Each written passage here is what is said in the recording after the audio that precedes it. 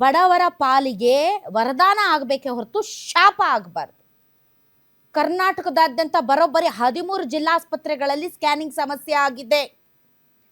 ನಾವು ಆದಷ್ಟು ಬೇಗ ಪರ್ಯಾಯ ವ್ಯವಸ್ಥೆ ಕಲ್ಪಿಸಿ ಕೊಡ್ತೀವಿ ಅಂತ ಹೇಳ್ತಾ ಇದ್ದಾರೆ. ಆದರೆ ಬೇರೆ ಕಡೆ ಇರೋ ಜನ ಕರ್ನಾಟಕದಲ್ಲಿ ಒಂದು ಸ್ಕ್ಯಾನಿಂಗ್ ಮಾಡೋಕ್ಕಾಗ್ತಾ ಇಲ್ವಂತೆ, ದುಡ್ಡು ಕೊಟ್ಟಿಲ್ವಂತೆ ಅಂತ ಯಾವ ರೀತಿ ಕರ್ನಾಟಕದ ಮಾನ ಮರ್ಯಾದೆ ಹರಾಜಾಗ್ತಾ ಇದೆ ಲೆಕ್ಕ ಹಾಕಿ.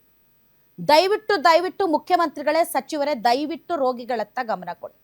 ಬಡ ರೋಗಿಗಳು ಸಾಯೋ ಮುನ್ನ ಅವರ ಸಮಸ್ಯೆ ಬಗೆಹರಿಸಿ. ಯಾಕೆ ಬಡ ರೋಗಿಗಳು ನರಳಾಡ್ತಾ ಇದ್ರು ಕೂಡ ಸರ್ಕಾರ ಮೌನವಾಗಿರುತ್ತೆ? ಶ್ರೀಮಂತರು ಎಷ್ಟೇ ದುಡ್ಡು ಖರ್ಚಾದ್ರೂ ಪರವಾಗಿಲ್ಲ, ಬೇಕಾದ್ರೆ ಫಾರಿನ್ಗೆ ಹೋಗಿ ಸ್ಕ್ಯಾನಿಂಗ್ ಮಾಡಿಸ್ಕೊಂಡ್ ಬರ್ತಾರೆ, ಕರ್ನಾಟಕದಲ್ಲಿ ಇಲ್ಲ ಅನ್ನೋದಾದ್ರೆ. ಆದ್ರೆ ಬಡವರಿಗೆ ಎಲ್ಲಿ ಹೋಗ್ಬೇಕು? ಒಂದು ನಾರ್ಮಲ್ ಸ್ಕ್ಯಾನಿಂಗ್ 2,500 ಆಗುತ್ತೆ. ಅದು ಸಿಟಿ ಸ್ಕ್ಯಾನಿಂಗ್ MRI ಅಂತಂದ್ರೆ ಇನ್ನೂ ಜಾಸ್ತಿ ಆಗ್ತಾ ಹೋಗುತ್ತೆ. ಸೊ ಅಷ್ಟು ದುಡ್ಡು ಕೊಟ್ಟು ಆ ಸ್ಕ್ಯಾನಿಂಗ್ಗಳನ್ನ, ಆ ಒಂದು ವ್ಯವಸ್ಥೆಯನ್ನ ಪಡೆಯಕ್ಕಾಗದೇ ಇರೋರೇ ಸರ್ಕಾರಿ ಆಸ್ಪತ್ರೆಗಳಿಗೆ ಹೋಗೋದು. ಸರ್ಕಾರಿ ಆಸ್ಪತ್ರೆಗಳಲ್ಲಿ ಸ್ಕ್ಯಾನಿಂಗ್ ಅನ್ನೋದು ಬೇಸಿಕ್ ಅವಶ್ಯಕತೆ.